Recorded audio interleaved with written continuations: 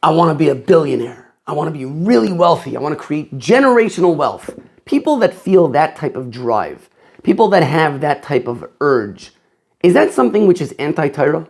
Is that something which is frowned upon in Judaism? So I believe that in this week's Parsha, Parshas Truma, there are items that directly relate to this. Listen to this. One of the things that we have in this week's Parsha is the Shulchan, upon which the Lechem Aponim would be put. And another thing that we have is the Menorah. And there is a fascinating Rabbeinu Yonah, I mean like eye-opening Rabbeinu Yonah in Maseches Brachos. It's actually, from what if I remember, it's actually Talmidei Rabbeinu Yonah, but it's called Rabbeinu Yonah. It's on the Rif.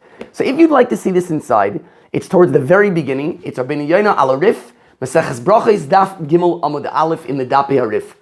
Rabbeinu Yonah is going on the Gemara that says, if someone puts his bed according to the north-south direction, so he'll have banim zecharim. And the Gemara brings a pasuk. Remember, it's the feincha semali bitnam. Says Rabbeinu Yonah, ve'ein zay raya. This pasuk is not a proof that someone that puts his bed safain v'daraim by the north-south direction, that he's going to wind up having banim zecharim. The vade eino lashon safain. It's the pashut pshat in the pasuk is not referring to north. Elo simin lezecher ba'alma. This pasuk is a simin just to give you a placeholder, a reminder, as an indicator. It alludes to it. Many psukim that Chazal bring in these types of contexts, in these types of Gemaras, is just to serve as an indicator, as an allusion, as a placeholder, as a way of remembering it. And they say, I assume when he says V'oimrim, he's referring to his Rebbeim, to the Chachamim of his Dar. Shatamu, what is the reason? Why should this be? That if someone puts his bed north-south, that he will have banim zecharim. What does one have to do with the other? So what's the reason? Sound familiar? The menorah was on the southern side of the Mishkan and the Beis Hamikdash eventually. The Shulchan was on the northern side of the temple. The table in the Beis Hamikdash, in the Mishkan, represented wealth. And the menorah, which you had the lights, right? Why does the Shulchan represent wealth? Because there's bread. Wealth means that you have an abundance of food, etc. And the menorah, which you have the candles lit, you have light, keneged ha-Torah, corresponds to, represents the Torah. Kidichsiv, kiner mitzvah v'Torah, or as the pasuk says, the Torah is light. Like we say in Bava Basra, it says Rabbeinu Yonah, if someone wants to become wise, yadrim, he should face himself towards the southern side. If someone wants to get wealthy, yatzpin, he should face himself towards the northern side. The simonach shulchan b'tzafain menorah b'darain. The simon is that the shulchan, which represented wealth, was on the northern side, and the menorah, which represented Torah, it was on the southern side. But still, says Rabbeinu Yonah, this needs explanation. It's still kind of closed and enigmatic. What does this mean? Still, okay, fine. So the shulchan is safain and the menorah is darain. So therefore, if you put your bed facing north-south, corresponding to the shulchan and the menorah, therefore you'll have banim scharim. Why should that be? Ve'omer meiri harav neiroi. She'achachomim niskavnu bazel loimar. What did Chazal mean? What were they trying to tell you? Shekoidim sheyishamish mitasoi, that prior to engaging in intimate marital relations, sheyizkar hashulchan shu keneged ha'oisher, he should remember, by dint of the fact that his bed is north-south, he'll remember about the shulchan, which represents wealth, the menorah keneged ha'Torah, and he'll also remember about the menorah, which was on the south, which corresponds to Torah, the Yispalel al Banav, and he'll daven before engaging in the act that can bring about conception. He will daven for his future children, sheyu matzlichim b'Torah, that they should be successful in Torah, v'sheyiyeh lohem oisher, and that they should have wealth, kedei shelo yitztarchu labriyos, so that they shouldn't have to come on to other people for financial assistance. The davening that a person prays before conception, it's much more effective than a davening that he prays after the fact, after the conception. Why? Shebishas ha'hiroyon, at the moment of conception, goizrin ma'yeh mishpat anaru ma'aseyu. There is a decree that goes out in heaven. What is going to be with this child? What is going to be with this embryo that will eventually develop into a fetus and into a living, breathing person? Kedamrinam, like he brings from the Gemara Nida, malach hamamuna ala hiroyon v'chulei, that there's a malach which is appointed on conception, and the malach's job, v'oimer, is to say, tipa zay ashir ayani, this drop will turn into a person that will eventually be wealthy or poor, tipesh aychacham, low IQ or high IQ, etc. You'll tell me, but davening can cancel the mazel. Davening can overcome whatever mazel a person was decreed with. In mazel Yisrael, like the Gemara in Shabbos says, that there's no mazel for Jewish people. What that means is, they have a mazel, but they're not absolutely beholden to it. Shim zachu, that if they have enough merit, even if they were born with a difficult mazel, merits can annul that mazel and overcome it. Nevertheless, says Rabbeinu Yoina,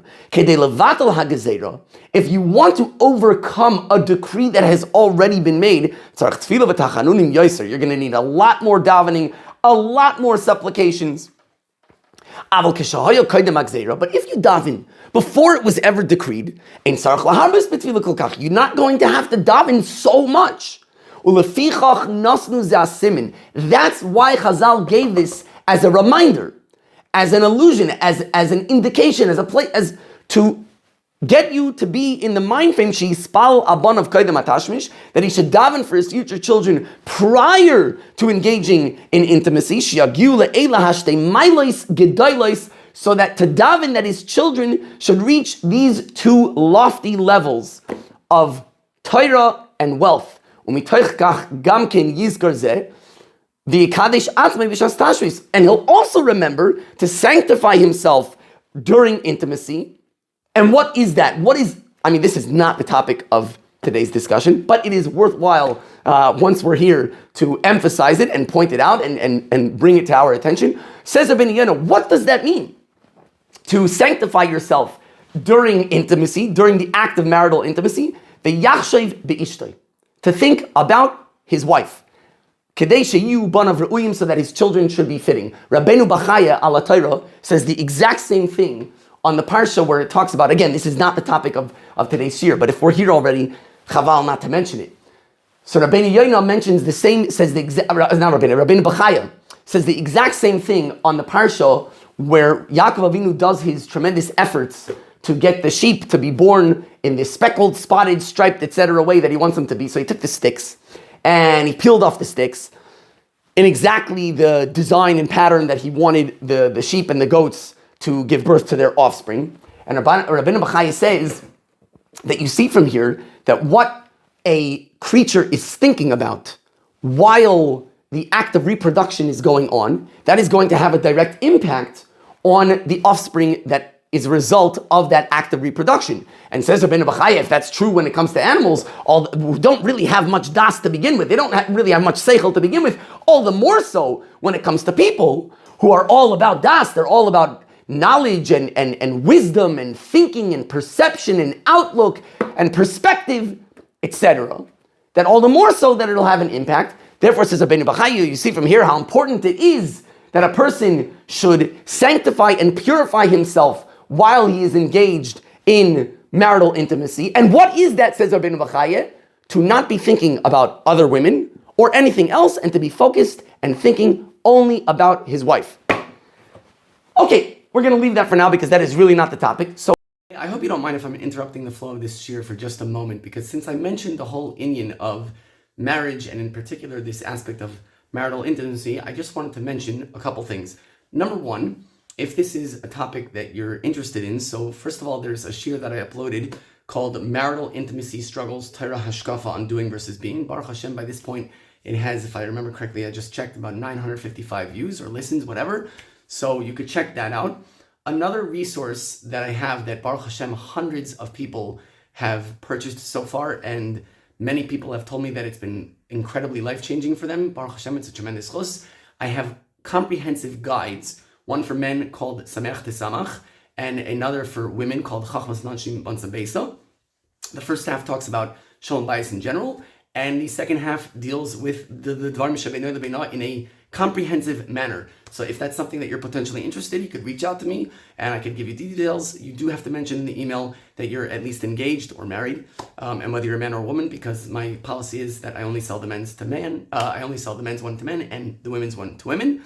And you could reach out to me. My email is rbsa613@gmail.com. RBSA like Ramat Beit Shemesh Aleph, rbsa613@gmail.com. And that is very solid general overall guidance. And I also have an audio course. It's actually a collection of courses called ICSE, which stands for Intimacy, Challenges, Solutions, and Enhancements, which is most of the condensed courses are for specific challenges that people are facing.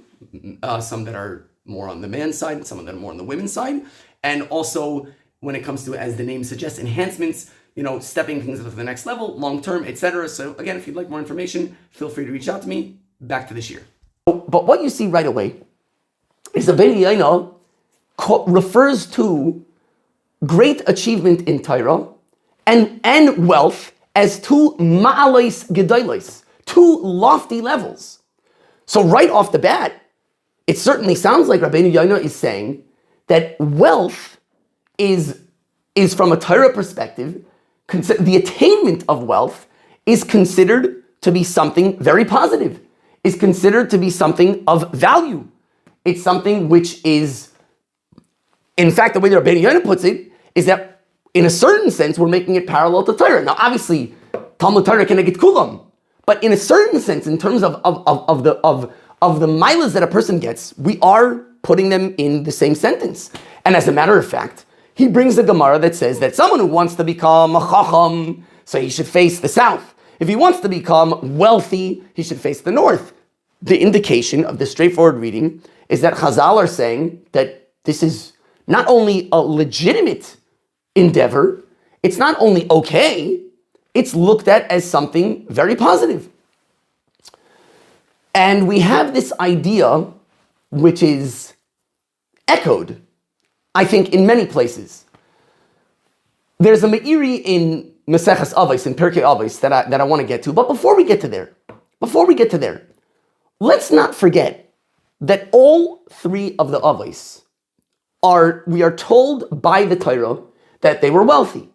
Now, Avram Avinu, it seems, certainly from the most straightforward way of learning the parsha, of learning the psukim by Avram Avinu, that he didn't engage in any particular enterprise or business dealings to amass wealth.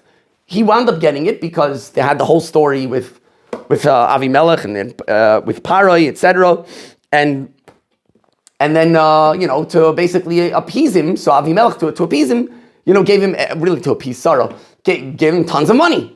So they just had tons of money as a result of that. But when it comes to Yitzchak Avinu, we find that he planted. Now, the Torah tells us that he got a tremendous bracha in a miraculous manner, way, way more than we would have ever assumed.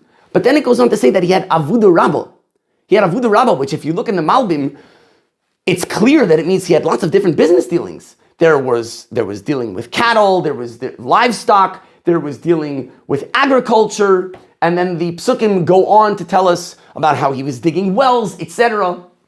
Now, there definitely are mefarshim which seem to indicate that by Yitzchak Avinu it wasn't a greise hishtadlus. It wasn't really a significant major effort on his part. However, when it comes to Yaakov Avinu, there's no two ways about it. When it comes to Yaakov Avinu, the psukim clearly indicate, and as far as I saw, all the mefarshim agree, that this was a major undertaking. It was significant efforts to make money, and not only to make money, l'cha'ira, but also to build wealth. Now, where am I coming from to say that? First of all, that's the result.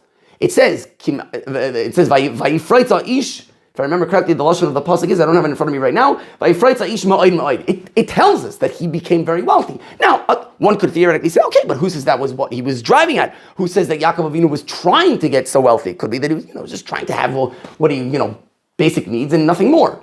But I think that if you look at the psukim, and in particular the way the Ramban and Ben Bachai and others explain it, it sounds like that Yaakov Avinu was aiming at wealth. He wasn't just aiming at, sufficient to survive.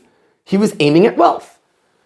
So the psukim say like this: Vayomer Elav. This is in Parak Lamed Psukim Chavtes and Lamed Parshas Vayetze. Vayomer Elav Ata Yodata. So Yaakov is talking to Lavan, and he says, Ata Yodata is Hashar Barticha, Veis Hashar Yal Mikdacha Iti. You know how I've worked for you. You know the way your flock was when it was with me. The little bit that you had when I came in, it has burst forth into abundance.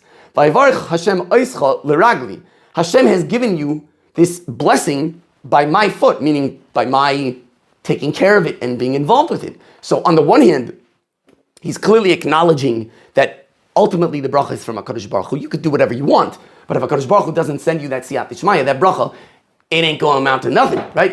Nothing's going to happen from it.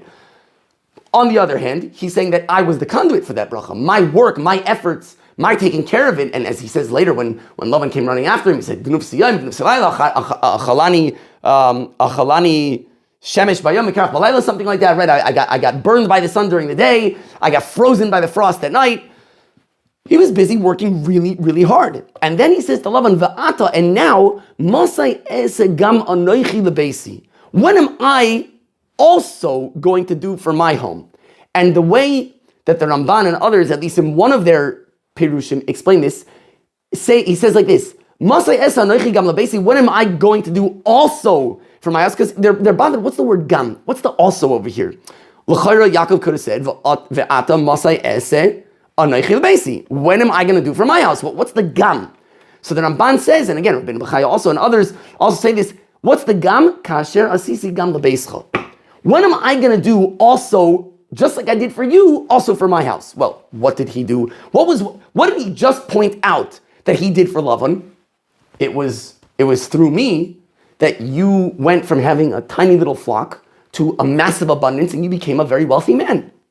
So the Pashut shot is that Yaakov Avinu was saying, when am I going to do that for my home, for my family? When am I going to work on and achieve and attain this great wealth for my family as well? And it's very clear from the Rambam, the Rambam Gemara Nevuchim is mamish mefurish like this.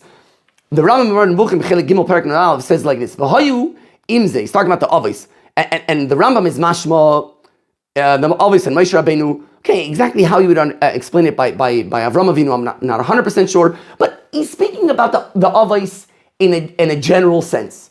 Says the Rambam, V'hayu imzem is asking, B'anhagas b'nei Adam, with all of their dveikus in HaKadosh Baruch Hu, with all of their constant involvement in Torah, in davening, in improving their midos, in connecting to HaKadosh Baruch Hu, etc., etc., etc., all of their what we call avodas Hashem, they were also very involved with dealing with people and leading people. The harbleis mamoin, and increasing money, not just making money. Harbleis mamoin, to make lots of money. Umishtadlim b'mikneh u'bekavod, they were putting forth great efforts to expand their flocks and the grandeur of their homesteads. Then the Rambam, I'm skipping a little bit. The Rambam says, Tachlis kavanasam ha'isa b'chol ha'ma'asim ha'hem l'yiskar v'l'Hashem yisbarach kir v'gadol. The Rambam says, certainly when we're talking about the Avos, there's no question that their intention in everything that they were involved in business, in work, etc., was to come very, very, very, very close to Hashem. Ki tachlis kavanasam kol yimechayim lahamtzi uma sheteda Hashem v'tavdeu, because their overarching goal, their overarching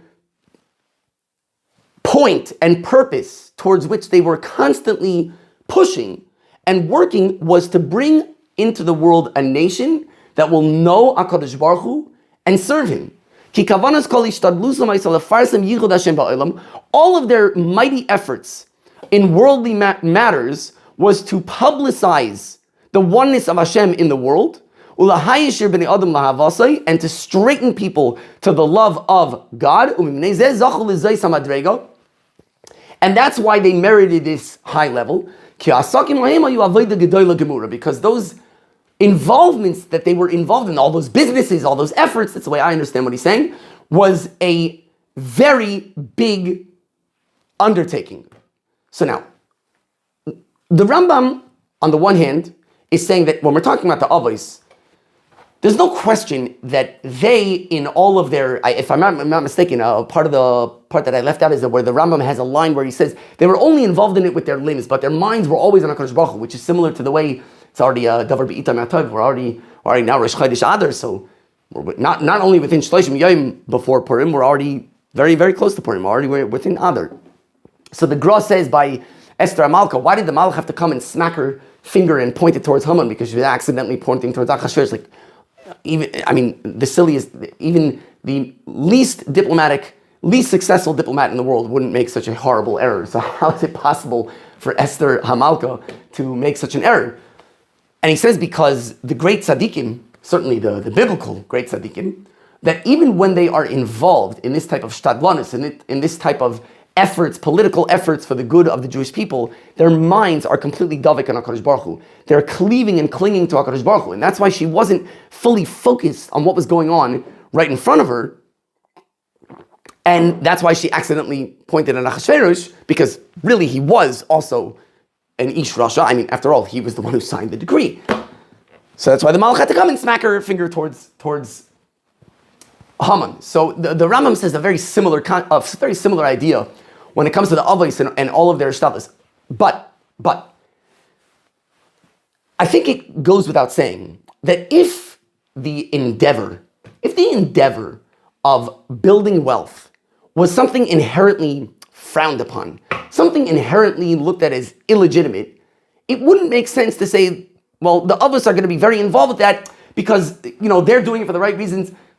Theoretically, I suppose one could try to argue such a thing, but at least to my mind, it's not a reasonable postulate. And also, when you take these psukim and what the Avos were involved with within the context, for example, Rabbeinu Yonah and many of the other Makaris that were Siyata Dishmai going to go through, so then it becomes clear that we're definitely not dealing with something which was only possible and only worthy because of the avos that they were involved with it. So let's move on to the next reference. Before we get to the Meiri, I want to touch on a few Gemaras that I think give us a very similar outlook. So we have, first of all, the Gemara in Brachos on Tez Zayin Amud Beis 16b. If you want to look it up, it's towards the bottom. And here we have a Gemara which should sound really, really familiar. As a matter of fact, it should sound familiar from this past Shabbos. Says the Gemara, there's a bunch of Tanoim and Amayroim that they would add in their own private tefillah after they were done Shemona Esrei. And it sounds like every day. This was or on a regular basis. And each one composed their own private extra tefillah. So Rav, the famous Rav, who we know was perhaps the greatest, if not is certainly one of the greatest, if maybe the greatest of the bridge generation from the Tanoim to Amayraim, like the Gemara tells us, Rav Tanahu Palig, that Rav was so great that even though he kind of like in terms of the generations officially would be a first generation Amayra, but he was so great that he had the Torah power of a Tana and he could argue on a Tana. So this great Rav, what would he daven? What was his special added tefillah every day, or at least regularly, after his Shemona Esrei? Rav Basar Tzleisei Amar Hachi. This is what he would say. Let it be the will before you, God our Lord, that you should give us long life, Chaim Shel Shalom, a life of peace, Chaim Shel Taiva, a life of goodness, Chaim Shel Bracha, a life of blessing, Chaim Shel Parnasa, a life of sustenance, a life of having a proper living, Chaim Shel Chilutz Atzalmos, a life of having strengthened bones, Chaim Sheyesh B'hem Yiras Chet, a life in which we have fear of sin, Chaim She'ein B'hem Busha Uchlima, a life in which we do not have shame and embarrassment, Chaim Shel Oisher V'Chavod, a life of wealth and honor, Chaim shetehei banu avas Torah v'yiras shamayim. A life in which we have in us love of Torah and awe of heaven. Chaim shetemali lanu es kol mishalis libenu l'taiva. And probably a lot of you are thinking, Amen, Selah, right? Because it should be very familiar. This is what a tefillah that we say, at least Ashkenazim, I don't know if Sephardim do it, every Shabbos Mevarchim. So Rav specifically asked for Chaim Shal Parnasa, and then he added another one, Chaim Shal Oisher V'Chavod. So if we're asking for Hashem, give us a life of wealth and honor, it would seem that according to Rav, and this is the Gemara, according to Chazal, like we saw in Rabbeinu Yono, wealth, aiming towards wealth, wanting wealth, and we're davening for it, right? Rav was davening for it l'chayra every single day, and we have this tefillah every single month. So if it's something that we're asking HaKadosh Baruch Hu for, and we're saying, Hashem, give us a life of wealth and honor, so then you see that wanting wealth, not just, and you can't say it's parnasa, you cannot say that it means parnasa, because we have Chaim Shal Parnasa, that's covered already. We're clearly saying something which goes well beyond parnasa. So if we're asking for it, and Rav was asking for it, and the Gemara is putting it down, so then clearly Chazal are telling us that this is not only okay, it's looked at as something very positive. That wanting it, and maybe you'll say, well, we don't mean to say that a person should work towards that, just that HaKadosh Baruch Hu should dump it on him, like win the lottery ticket. Well, that l'cha'ira does not make so much sense. L'cha'ira. Why? Because we know that the Gemara has a whole sugya of ein seimchan al hanes, and that's certainly how we paskin. And to basically ask HaKadosh Baruch Hu to drop, everybody could fill in the blank for whatever in their mind is wealth. For some people it'll be $10,000, for some people it'll be 100,000, $1 million, 10 million, $1 billion, whatever it is. You fill in your own blank. To just ask HaKadosh Baruch Hu to drop that on you, l'chayra is asking HaKadosh Baruch Hu to do a miracle for you. And that is certainly not the way, at least mainstream Torah sources and Masada works, at least as far as I'm aware. Now, as if that weren't enough, the Gemara even gives us a story. Now, I seem to remember that I mentioned this story somewhat recently in another shir, but whether I did or not, this is definitely one of those stories that's worth repeating. So, this is a story which, believe it or not, includes Rav, the same great Rav. Megillah Chav Zayin Amud Beis. Maseches Megillah. So also Davar Be'itay Matoiv in Yonah Diyama Maseches Megillah. Says the Gemara in Chav Zayin Amud Beis. Rav Huna Hava Asar Risa V'Kaika Made Rav. One time, Rav Huna, instead of having a proper gartel, a proper belt, he had like some type of a soft branch, which he was using as a gartel, as his belt for his coat or whatever, or his pants. Amar Le, my high. So Rav, who was Rav Huna's Rebbe, said to him, what's going on? Why are you wearing this as your belt? I mean, it wasn't Purim. I mean, it's like, it wasn't putting it on as a costume. Amar Le, Lehavali Kiddusha, I didn't have enough money to buy wine for Kiddush. So I took my belt and I gave it as a collateral for a loan. And I used that money to buy wine for Kiddush. Amar Le, Rav was so impressed. So impressed. Wow. It's like you have every excuse in the book to make Kiddush on the lechem, on the bread, on the challah instead of the wine, which that's the halacha, by the way.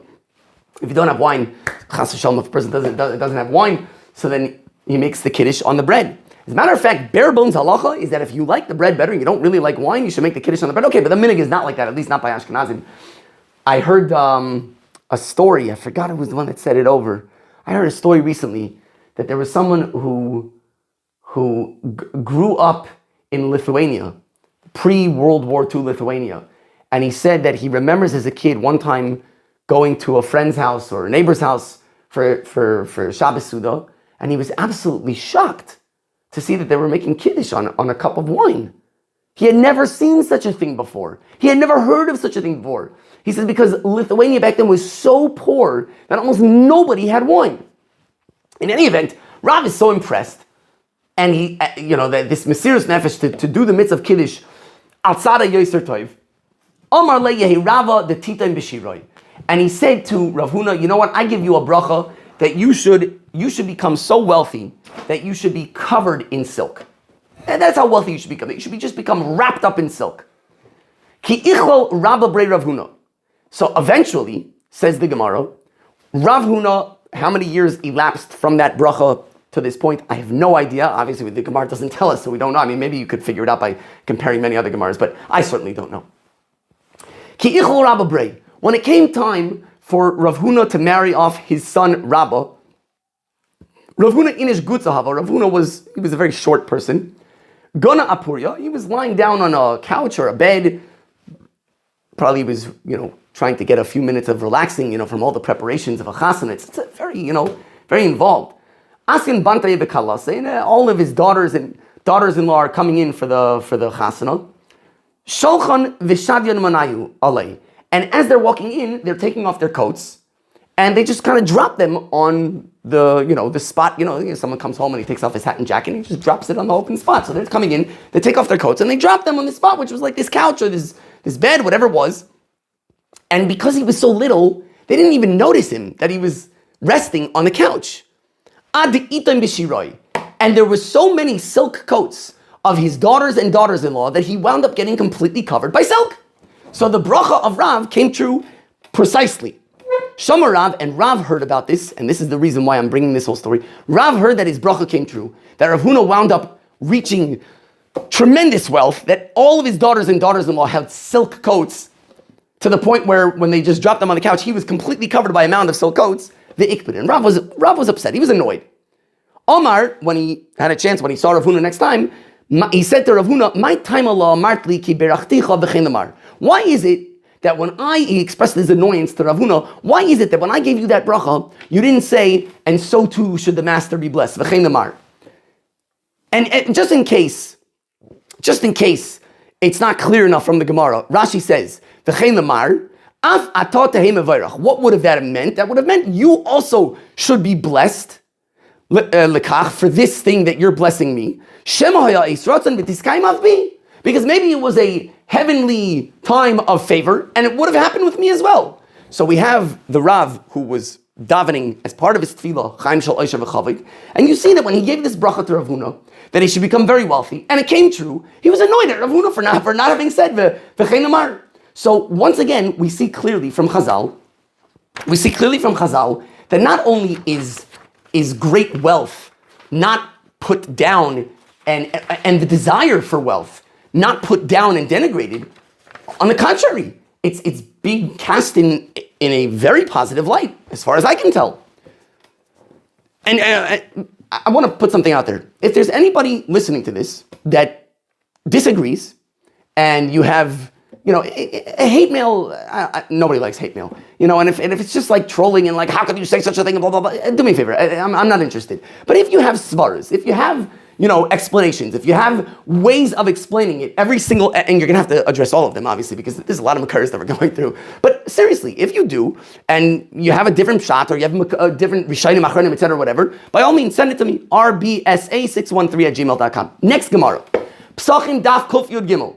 Psachim 113a. Kuf yud gimel man aleph. So this Gemara, I'm sure that I've mentioned this recently. First of all, the Gemara, once again, Rav, tells us that he had a son whose name was Ivu or Ivoi, that he said to him, I've been trying to get you to be matzliach in learning. It's not really working. So, you know what? Let me teach you milidama. Let me teach you some business matters. And he goes and teaches him a bunch of things about business. But that's not the part that I want to stop on right now. I don't want to focus on that right now, even though I think it is relevant, especially since it's Rav. You kind of see a thread over here. But what I want to focus in on is the line that comes right after the Gemara finishes telling us all these business guidelines and advice and guidance that Rav provided to his son. Rav Papa. Now we have a statement from Rav Papa. If I would not have become a beer maker, a beer manufacturer, I would not have become wealthy. I'll just say that it was Rav Chisda who said that if I would not have become a beer manufacturer, I would not have become wealthy. My sudna. What is sudna? Sudna is the Aramaic word for a beer maker or a beer dealer or a beer seller. So why is it called a sudna? Samech vav dalid nun aleph. Omar Rav Chisda, sod na'eh. V'gmilus chasadim, because it's a nice secret and it includes gemilus chasadim. So samech dalid is also sod and also chasadim. And the nun aleph is na'eh.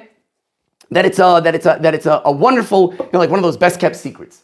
So once again, you see, the Gemara he doesn't say if I wouldn't become he's talking about getting wealthy, and he's clearly indicating that he's happy about the fact that he got wealthy, that it's a wonderful thing that he got wealthy. The Rashbam over here says, Sodna it's a nice secret. It's a toivahi, it's a good counsel. It's a good piece of advice that a person should go into the field into this occupation of being a beer maker. Shaharei misashrin himeno. Because look, people get rich from it. So once again, the Gemara Pesachim Daf Kuf Yud Gimel, the Rashbam says, what does the Rav Chisda mean that it's a sod na'eh? It's a gewaldige eitzah. You want a good eitzah? A good eitzah is if you're looking for an occupation in the time of Chazal, is to be a beer maker. Why? Because you're going to get rich from it.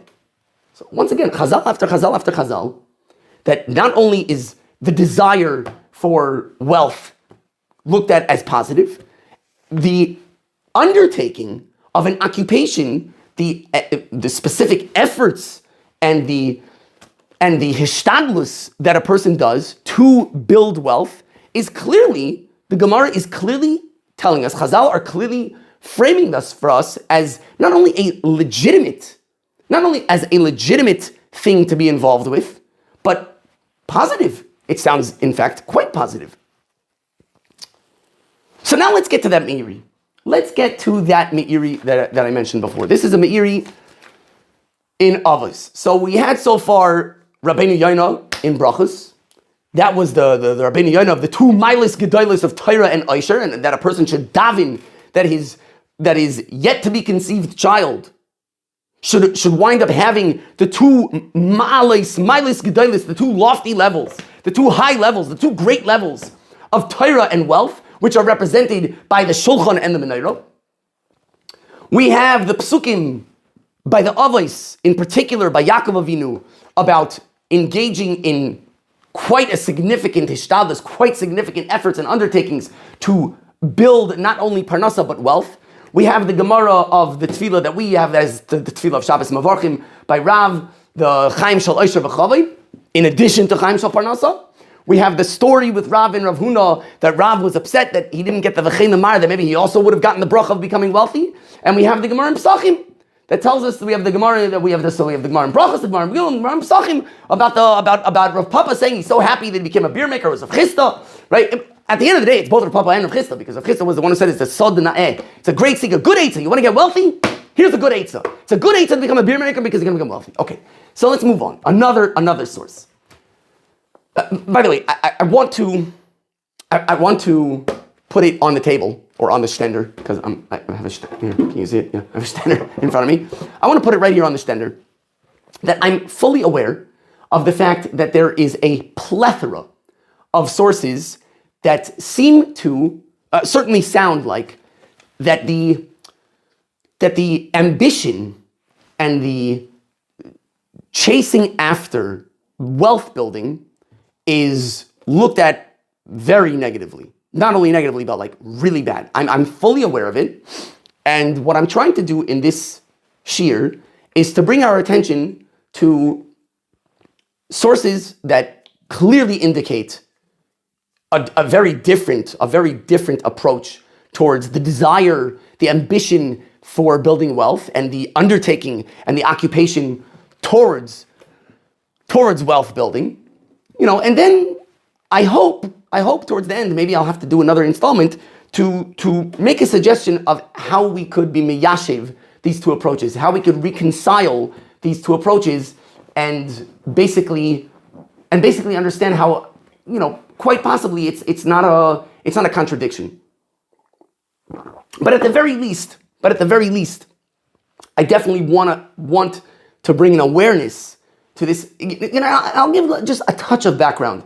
And a big part of this, by no way, shape, or form am I claiming that what I'm saying right now is from my Rebbe Rav Aaron Lopiansky Shlita, but certainly the kernel of what's driving me to give this over is definitely, the side of it is definitely from him.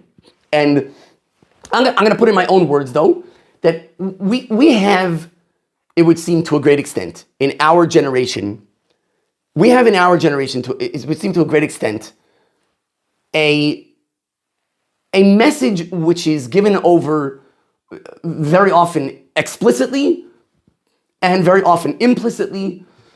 And basically, we have this working assumption. It's basically a working assumption that goes like this. It's 3 words: learner, or you can fill in the blank probably, loser. Learner or loser. That, so like the classic thing is, and I'm pretty sure that I heard these words from my Rebbe, but could be that I didn't hear it quite exactly like this, that you can have a person who let's say, has been in the yeshiva world for years, however many years, whatever, and at a certain point, he comes to the conclusion that he's not making it there. Again, whatever making it there means for him or for the people around him. And, there's a certain thought that goes through his mind, like, okay, fine, so I didn't make it in learning, so at least let me try my hand at money. But inside, he feels like he's a loser unless he winds up making it big. And then the Meisters are going to come to him and give him all the more cover than the G'daylis will get. I mean, some of them at least. I'm not trying to be cynical over here. So let me pull back a little bit. So it's a tragedy, and it was for this reason that my Rebbe wrote the Sefer Ben Torah for Life. If you haven't seen it, get your hands on it, right? That the people who wind up leaving full-time learning very often wind up leaving just being a Ben Torah, which is mamish tragedy. And the reason why it would seem, at least to some great extent, is because if they have deeply ingrained in their minds and in their hearts that it's learner or loser, that you're either a full-time 24/7, 365 lifer of learning all the time and you're becoming a big Talmid Chacham, it's either that or something approximating that, or you're just not, best case scenario, you're like a second-rate citizen. So then it shouldn't be surprising if a person like that basically feels like, okay, so I'm not a Ben Torah. So like, why would...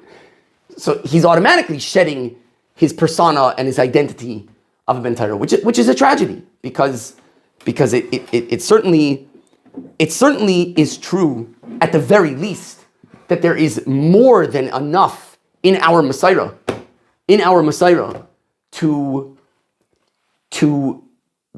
I don't think you have to justify it, but to justify that as a legitimate path, such that there's no reason why a person should feel like wanting to go into the world of professions or commerce or business, or even the desire to build significant wealth, that is a contradiction to being a Ben Torah. That's a contradiction to being a good Jew. Okay, so let's move on. So the Meiri in Perek Dalet says like this, when he talks about the Keser Torah, the Keser Malchus, the Keser Kahuna, and the Keser Shem Tov, says the Meiri like this: V'nirli, sheramaz b'shmua zoi ala gimel ha'maylos ha'chashuvos b'min ha'adam. Chazal in this Mishnah are alluding to the 3 significant, important, lofty levels that exist in the human species.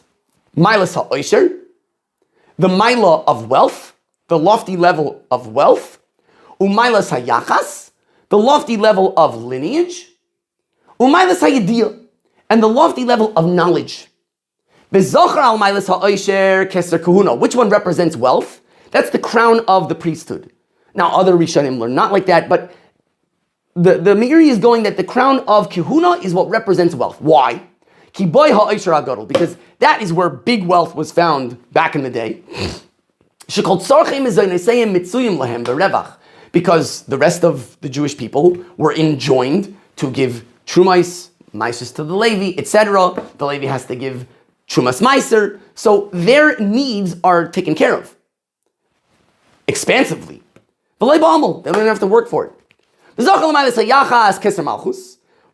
In reference to lineage, that's the crown of kingship, of Malchus, because that obviously is the top of all lineages. And in reference to the lofty level of knowledge, it talks about the crown of Torah. Because it is the choicest and the best and the highest and the most singularly unique of all knowledges v'segulas hachachmais, and the treasures of wisdoms. The Ramaz, shalaylis guys al achas v'him. And the Mishnah is indicating that a person should not become arrogant for any of these, over the attainment of any of these lofty levels, or even if he attains all of these lofty levels. Because everything is from God. And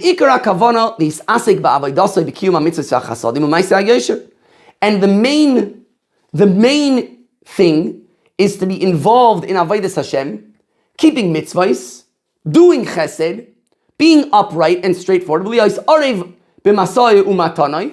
and to be pleasant in his dealings with other people. Okay, so I'm actually going to hold it here because this is something that I want to come back to. I'm going to come back to this later. But once again, you see that Rabbeinu Yonah, he's identifying what are the three lofty levels that can exist in mankind, in the human race. There's the level of wealth, there's the level of lineage, and there's the level of knowledge. So once again, we're not looking at not only as something which is okay, not only, all right, fine, you want to do that, beseder, nish geferlich, as they say. No, we're characterizing this and defining it as a lofty level. Almost the exact same language that Rabbeinu Yonah says in Brachos, the shtei mailos gedolos of Torah and wealth.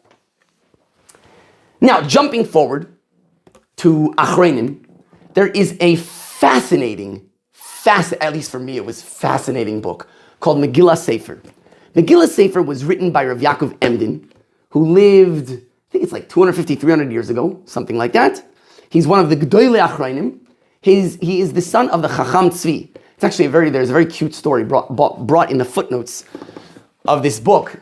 First of all, what is this book? Megillah Sefer is basically his autobiography, and he includes a lot of biographical information about his father as well. So it's basically the life story, whatever details he decided to put in, of his father and himself. Now, I must give a warning if you want to go out in this book so that people shouldn't be disappointed. He writes, as many of Chachmei Yisrael over the generations did, he uses militzos of the psukim and chazals.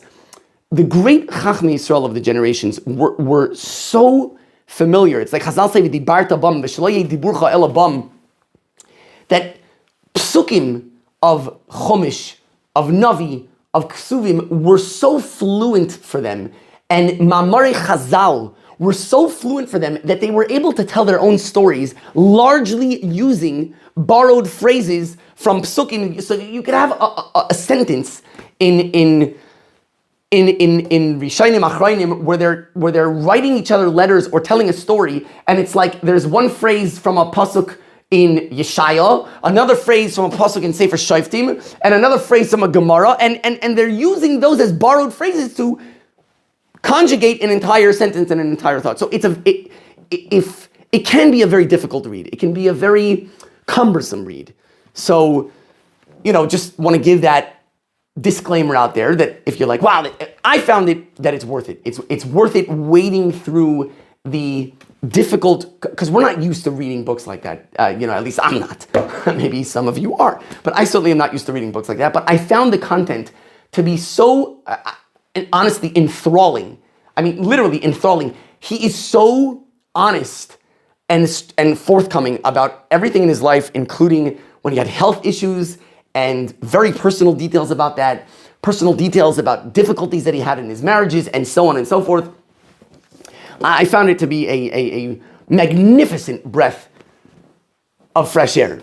One of the things that I noticed, I wanted to tell you that cute story in the footnotes it's brought, that one time when he was a child, I don't remember if it said how old he was, he noticed that his father would sign his chuvas, Tzadi Beis Yud, which he thought stood for Tzvi. His father's name was Tzvi. He was called the Chacham Tzvi. By the way, why was he called Chacham Tzvi? Because he was a Rav, if I'm not mistaken, for a certain part of his life in Sfardische Kehilos. Be that as it may, so the Yavitz, Rav Yaakov Emden, who was named after his grandfather, he asked his father, he said, Tati, why don't you sign Tzvi ben Yaakov? Why do you sign only with your first name and you don't sign Tzvi ben Yaakov, which is your father's name? He said, I am signing Tzvi ben Yaakov. Tzadi Beis Yud stands for Tzvi ben Yaakov. And he said, and when you grow up and you will start to write shuvas, you're going to sign your name like this also. You're going to sign it Yavitz. Yud Ayin Beis Tzadi, which stands for, the Yud Ayin stands for Yaakov, and the Beis stands for Ben, and the Tzadi stands for Tzvi. Now, why Yavitz with an Ayin? For those of you that are not, that don't like the classic Litvish Yavitz, might be even more Hasidic pronunciation. Sorry about that. Ya'avetz, if you prefer. Why Ya'avetz and not just Yavetz? I'm not sure. Maybe because Yud could just stand for Yitzchak, or Yerachmiel, or Yekusiel. So the Yud Ayin makes it clear that it's Yaakov. And Kachava, that's why he came to be known the Yavitz.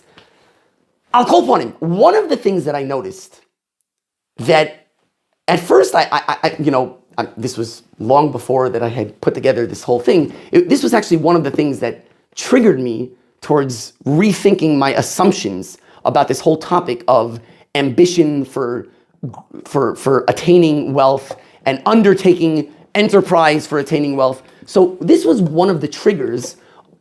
I mean, the first time that I read it, I don't remember how many years, 5 years ago, 6 or 7, I don't remember how many years ago it's been. This was one of the things that started the cogs turning that got me wondering. The Yavitz so many times makes reference in clearly glowing terminology about how communities were wealthy and about how people were wealthy and how they made shidduchs with wealthy people. And you cannot help but notice that the Yavitz clearly considered wealth to be a tremendous, valuable, significant asset, that he looked at it in a very positive light. I'm just going to give you literally a tiny little handful of examples. You're more than welcome. Open up the book. I strongly suggest reading it. It's an incredibly fascinating, for me, it was enthralling book. And besides the overall thing, there's many fascinating stories there. So I just want to give a smattering, a sample of the type of thing I'm talking about. On page 4 in the version that I have, in the digital version that I have, I have a print version that was redone by a Yid by the name of Rav Bombach. I actually wound up talking to him because I noticed that there were parts that he left out. The parts that he left out of his redone version, where it's like beautiful print and has lots of notes, cross-referencing, etc. He did an amazing job. And I noticed that he left out all the pages where the Yavitz talks about his machlokes with Rav Yonis and Ebishitz. And I called him up and I asked him, Mazev al Mazev, why did you do that? And he said that he spoke to Gedolei Yisrael, he didn't tell me which ones, and they said, look, it's an old machlokes and it's buried for Klal Yisrael. Both of them have been accepted as great Gedolei Yisrael, and there's no reason to, dredge up that old machlokes. So, just leave it out. I personally didn't feel, who am I and what am I? I'm just sharing my thoughts and my feelings. Personally, I found that a little bit difficult because if the Yavitz felt it necessary to put it down for Dairis, how could someone just take it out? But okay, look, he said that he has Das Taira, so he has Das Taira. Whatever the case may be. So, okay, on page 4 of the digital version that I have, he writes, I think he's referring to his great-grandfather over here, maybe the Shar Ephraim. He said he passed on in his place of honor in the holy community of Oivin, Vihinikris Boydin, which Jews, this was very common back in Europe, that there was the actual European name of the town, and for whatever reason in Yiddish, they like the Brest-Litovsk was called Brisk. So there were many, many towns like that where, for whatever reason in Yiddish, it got changed to something else. So Oivin was called Boydin. It was a great, wealthy community. Next page, page 5. Right, that should sound familiar. Tach v'tat, right, the horrible, what is his name? Bogdan Chmielnicki Machshemoy. So that was the horrible massacres of Tach v'tat. So says the Megillah Sefer, the Yavitz, and it came to pass in the year Tav Ches, Eis Sara li Yisrael, it was a horrible time, it was a woeful time, a time of troubles and tribulations for the Jewish people, Be'eretz Polin, Volhynia, Ukraina, in Poland, and Volhynia, I'm not sure what that's referring to, and the Ukraine, Alidei Chemil. Umisham nispashta gzeira, and from there this horrible decree spread, v'nimshcha lekehilais Lita, and it even got to Lithuania. the Kehila Kadosha Vilna, Hamehulala v'Ha'adina, and the praised, beautiful, delicate, holy city and town and congregation of Vilna, Nada the Mikino, was forced to be uprooted and move away from its nest. When it had been dwelling securely, tranquilly, very wealthy, to the point where their house utensils were made out of silver. Also on the same page 5. I think he's talking about his father at this point. At first, he was the Av Bezdin B'Tribush in this town called, or city called Tribush. The Lon Tzedek Bebeis HaKotzin Amafursam B'Shem Reich Koifman Olav Shalom. And he was a guest in the house of the leader, the famous, one of the town leaders, whose name was Reich Kaufman. V'Sham Lamar Etzlei B'noi Shala Ashir Alaz. And there, the son of this wealthy man learned by him. Page 7. Umisham ba, I'm skipping, Hagoyin Baal Shar Ephraim, I'm skipping, Imkol Beisam Lebudin, He Oivin. So the Baal Shar Ephraim, who again, if I remember correctly, was I think it was his great-grandfather, or maybe even great-great-grandfather. He came with his whole household to Baidim, which is Oivin, Reish Malchus Ungarin, which is the capital city, or one of the very significant cities of Hungary at the time.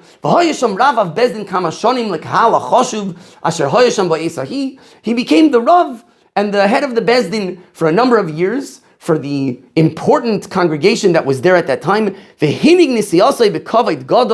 And he managed his leadership with great honor. And he made shiduchim with the wealthy people of the community, for his sons, for his children, his grandchildren. And he spread Torah very abundantly. I hope you're noticing the pattern. On page 8, Gam haya avi Mayri, now he's for sure referring to the Chacham Tzvi, Yefei Torah v'Yefei Mara. My father was very beautiful. He was a very good-looking person. With that, he was an exceedingly pious person from the time that he was a young lad. Therefore, the great mighty leaders of the towns wanted to take him as a son-in-law, and he wound up marrying the daughter of a very wealthy man from the wealthy members of this congregation, of the old congregation of Boydin. He gave him tons of money.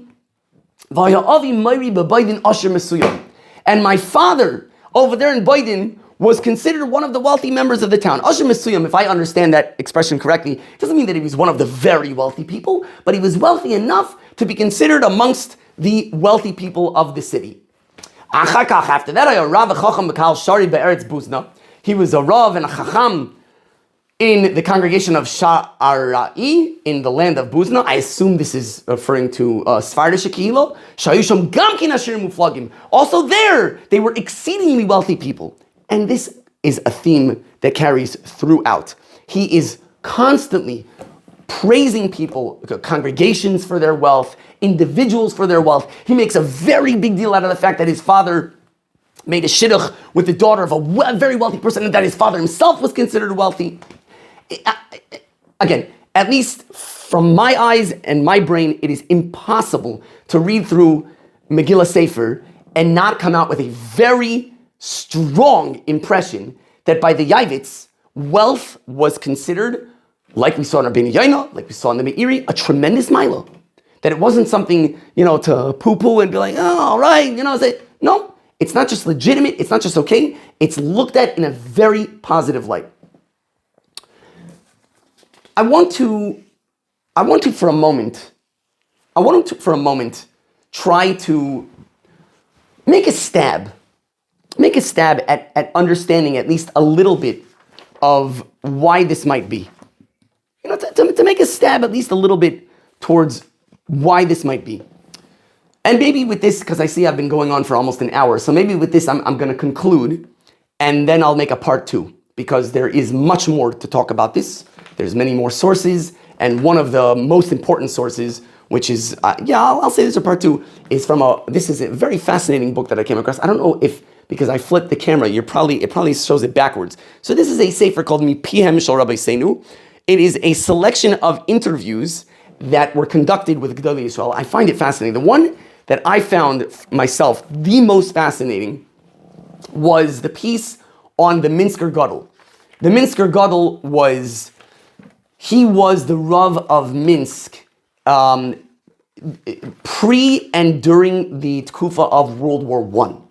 So for example, if I'm not mistaken, when Reb Chaim Brisker had to escape because of the battles that were going on that were coming either close to Brisk or even inside of Brisk during World War I, so many Gedolei Yisrael went to Minsk at the time. Minsk at that time was a bastion of Torah, and there's stories about the Minsker Gadol. His name was Rav Yerucham Yehuda Leib Perlman. He was known as the Minsker Gadol. He was known as one of the greatest Gaonim of his generation. So there is an unbelievably fascinating piece in here, which is taken from a sefer written by a Yid by the name of Rav Meir Halperin. Rav Meir Halperin was basically the right-hand man of the Minsker Gadol, and at one point in their relationship, this Rav Meir Halperin shared with the Minsker Gadol that there are a lot of people in Minsk that had serious complaints about their Rav. And he, was wondering, what to do about this. And Rav Perlman, the Minsker Gadol, said, you know what? Let's just cut all the nonsense. You'll be the kateger. You'll be the prosecuting. I give you permission. You can drop all of the trappings of Kvod Arav. I'm Michael and my coven. And we'll spend as much time as is necessary. You go through every single complaint and annoyance that they have against me. And I give you full mechila and just be the prosecutor. And just give it to me and say it like it is. And if I remember correctly, they went through this over the course of 2 weeks, if I remember correctly. And he then later wrote it down. And there's just, it's a very unique experience. It might not be a unique experience in the annals of Jewish history, but that it should be documented, I think, as far as I'm aware, is, at least for me, is pretty unique. And there is a part in here where one of the bitter complaints that some of the townspeople, Minsk was a city, if I remember correctly, that some of the members of the Kehillah had is that, a person who's a dues-paying member of the town can come to you for a shaila, or whatever it is, to ask for an eitzah, a shaila, whatever it may be, and very often we find that we have to wait interminably because you're busy with the big rich people, dealing with their conflicts, with their disagreements and their monetary issues, and why should we, the regular people, basically have to pay so that these rich people can have a private arbitration and mediation service? So it was a really bitter complaint that they had. And his response was incredibly eye-opening and that relates directly to the topic that we're talking about. But I'll save that for next time. So this way, at least you know that there's something good coming up. By the way, if you enjoy this content, please click on the like and the follow and the bell and share with friends and family, etc. But one thing that I'd like to end off with, to at least begin making a stab towards, why should this be? Why should it be that and again, we're not done. Under no circumstances are we done. There's more sources to go through, and in particular, I do want to try to wrap our heads around, well, what about all the plethora? I don't even bring any because there's just so many sources that say quite explicitly that chasing after money is terrible and it pulls you away from Avodas Hashem, etc., etc., etc., etc.